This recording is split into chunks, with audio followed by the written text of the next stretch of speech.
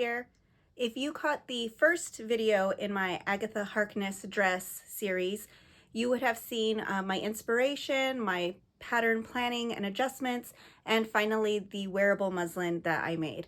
So now that I think I have all of the kinks in the pattern worked out, I'm ready to get started on making the actual dress in my fashion fabric. So let's get started working on the bodice. Okay, so I have my bodice pieced together, and now that I've done this, I'm a little unsure of it. I made a really big deal to make sure that I had at least my horizontal stripes matching across the side, but now, as you can see, this is at an angle. And really what I should have done was make sure that these stripes were completely vertical, and then you know, what happens under my arm is what happens. I'm actually considering completely remaking this bodice at this point. I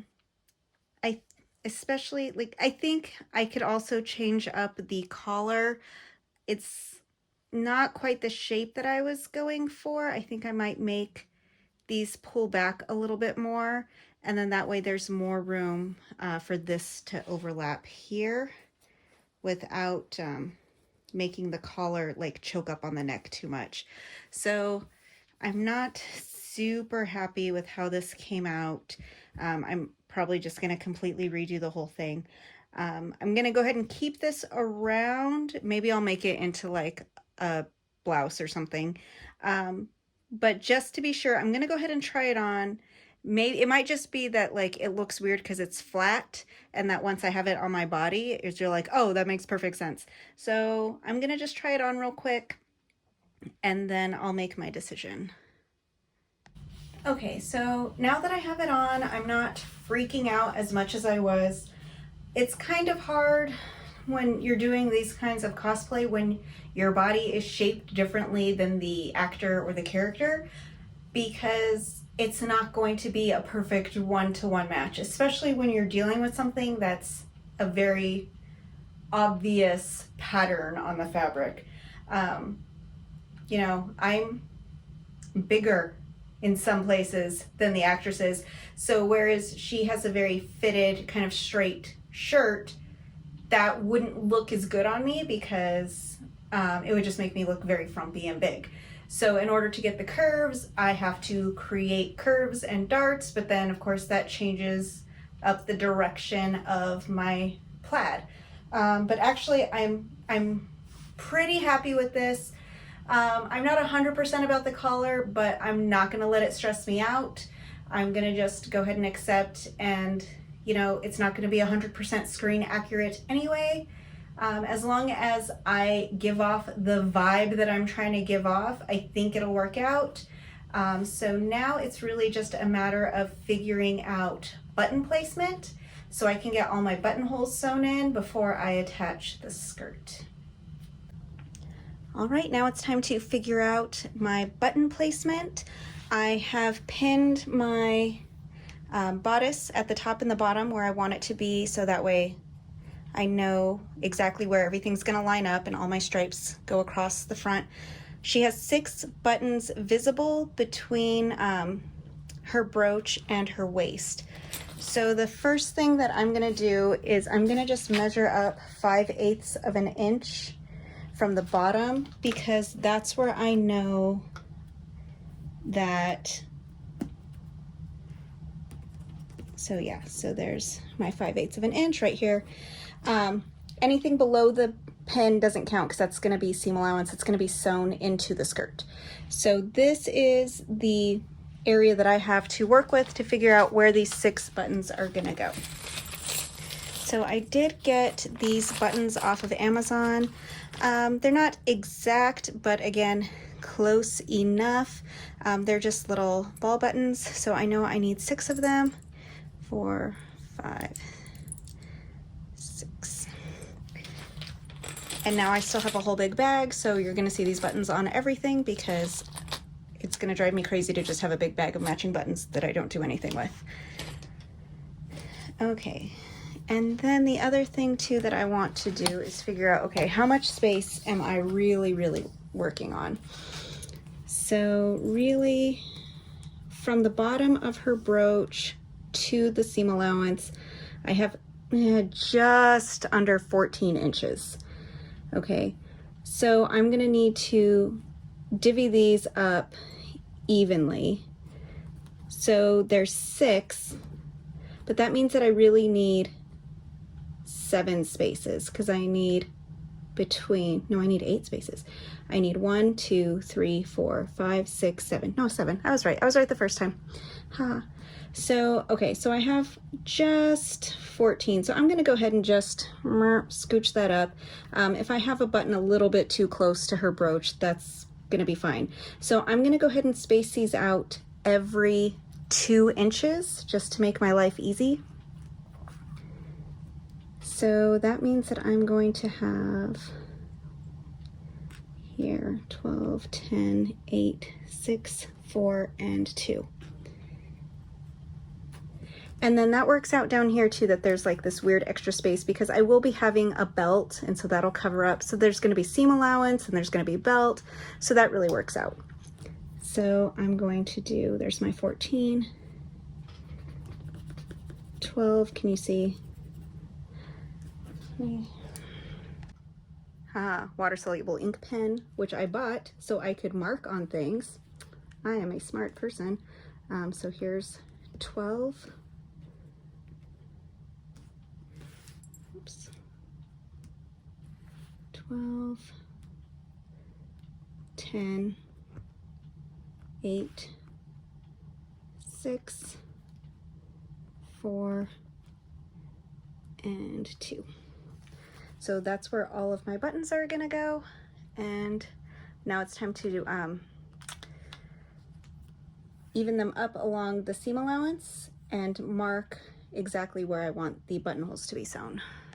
For my buttonholes, I just use my buttonholer foot on my machine. I really, really love this thing. I used to be so intimidated by it, but now that I've figured it out, I feel kind of dumb because it's literally just hit one button and it does it automatically. If you're scared of this, definitely practice on some scrap fabric first, but really I love this thing. Okay, so I've done all 6. So really I've just outlined where the buttonhole needs to be. I need to still cut the hole in the middle. There is a trick that you'll see a lot of people say is to put a pin right at the edge and then go ahead and take your seam ripper and just go through. So that way you don't cut through. And then there is your open hole. I do that. I did that once and I completely just busted straight through the end of my skirt, and I've been nervous to do it ever since. So I always just kind of wait, and then I do a little tiny clip with my really sharp scissors, since I have to come in here and get rid of these loose threads anyway.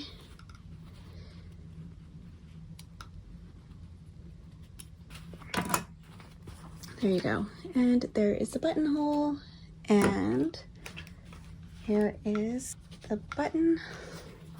I just have it pinned here so you can see. But yeah, so then the button will just come through and boom, easy peasy, beautiful little buttonhole, ready to go. So I'm just gonna open up all these buttonholes, and then I'm gonna go ahead and be ready to put the sleeves on this bodice. Actually, before I do the sleeves, let me go ahead and get the pockets. You can see here, I've just taken another pocket that I've had from another pattern and I've adjusted it. They're both the same width, and then the pocket band is gonna go on the top and it's gonna bend over, and so that's gonna be kind of the shape of my pocket. What I've gone ahead and done is cut them out. I cut them out on the bias just so I could have like a little fun design. And the bottom pocket part, you see that I've already ironed in the edges 5/8 of an inch, so you can kind of get an idea of what the pocket will look like when I put it on. Those 5/8 of an inch will be all tucked in all the way around. So I'm going to sew those together first, and then I can attach the pocket. So you see the top of the pocket band is folded over, and I'm just flattening everything out, getting it through the machine. nice and easy. And then that way, when you open it all up, you have a pocket with a nice finished edge on the top.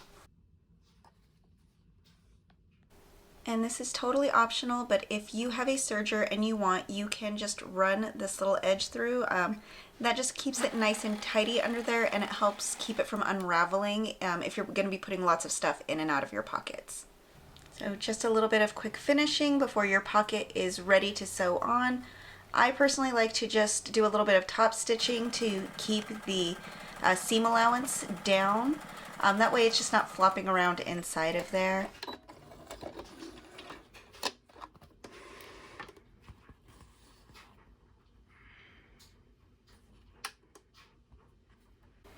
So the next step to putting your pocket together is just to mark 5/8 of an inch on the bottom and the sides, and then you're just going to fold those over and iron them down. And those are just going to get top stitched into place once you figure out where you want everything to be placed. So my bodice pieces are all ready. I just have to figure out my pocket placement because this all requires top stitching, and I want to make sure that I have really nice even top stitching.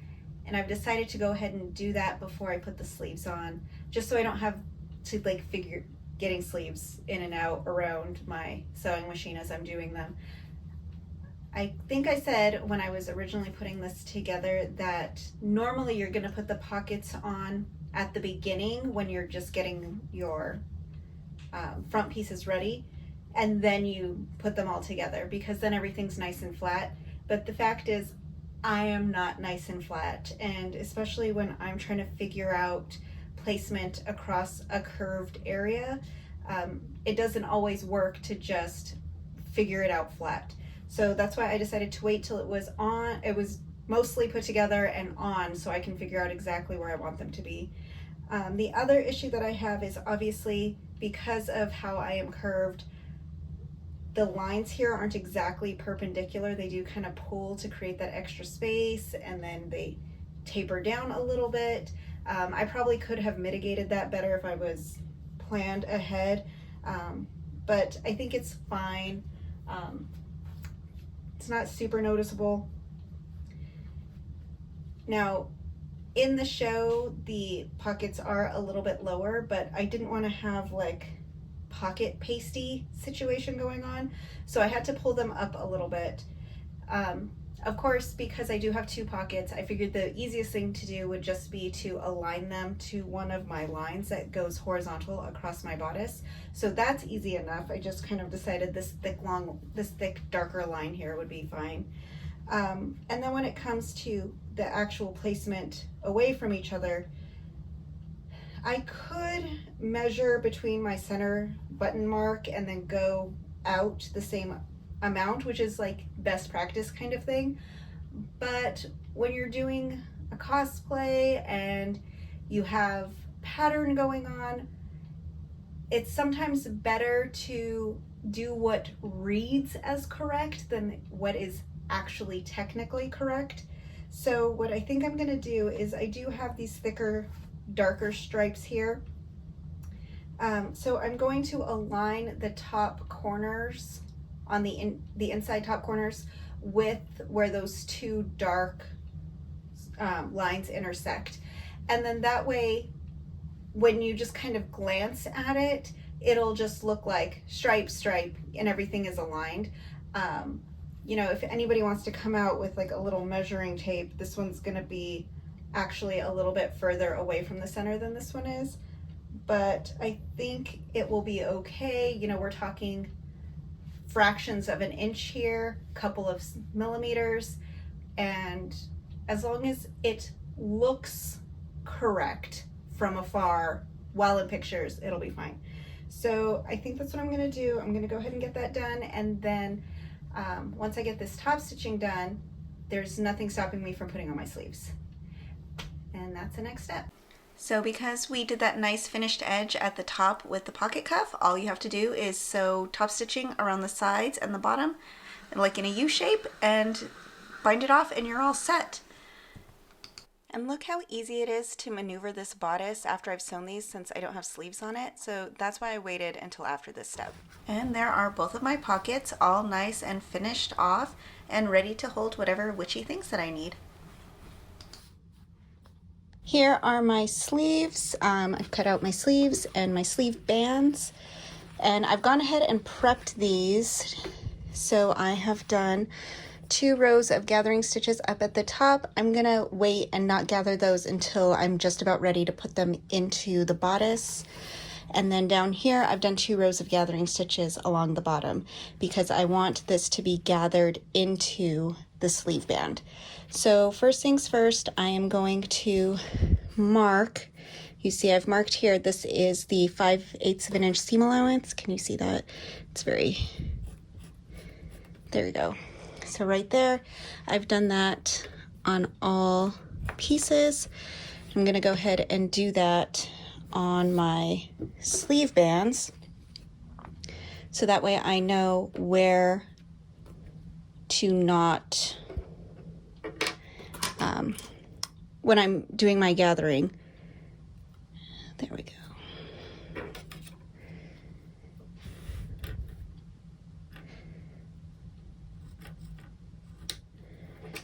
That I don't want to gather into this area, because that's where the sewing will happen. All right, now that I have my seam allowances marked, I'm gonna go ahead and start gathering this in. So I'm going to put this right sides together, and I'm just gonna give myself, match up my seam allowances here at the end, which should be pretty easy because I haven't done any gathering yet. And so now I know I need to gather until this other end hits here. So I'm just going to pull my gathering stitches along.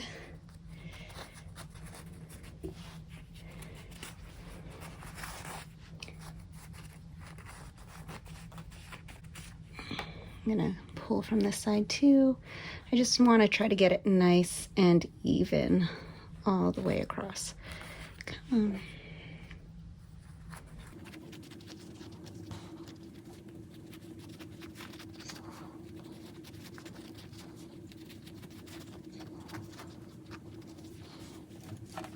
Okay, still a couple inches left to go.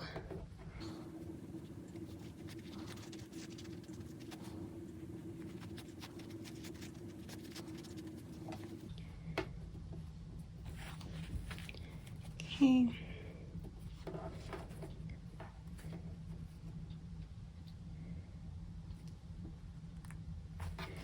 And now just to spread it out so it lays flat and the gathers are pretty even.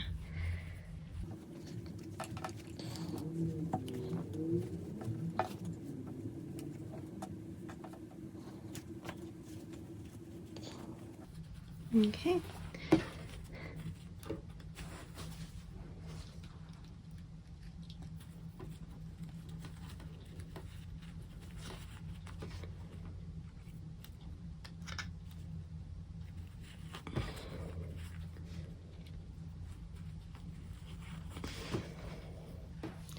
And then that's ready to sew.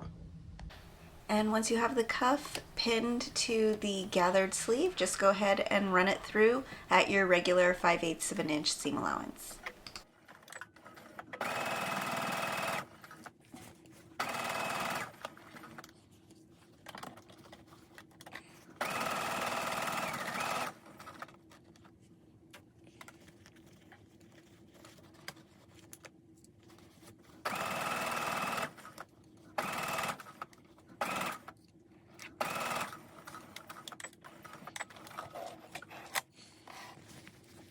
So now you have an idea of what it'll look like when the sleeve is done. So what we're gonna do is we're gonna fold this in, and then that way that will be what the sleeve band looks like, and then it'll be all nice and finished on the inside.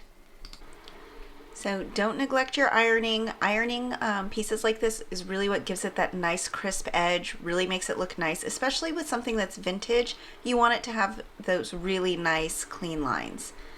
So just making sure that everything has a nice, good press.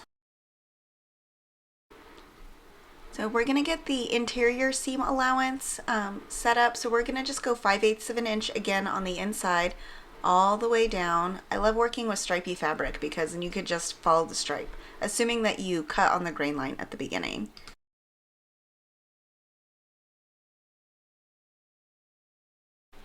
So now when you fold it over, you'll see that it'll have a nice clean finished edge on the inside. So I'm just going to measure and make sure that I am even all of the way across because you want the fold to come over and just cover the line of stitching that you did on the machine.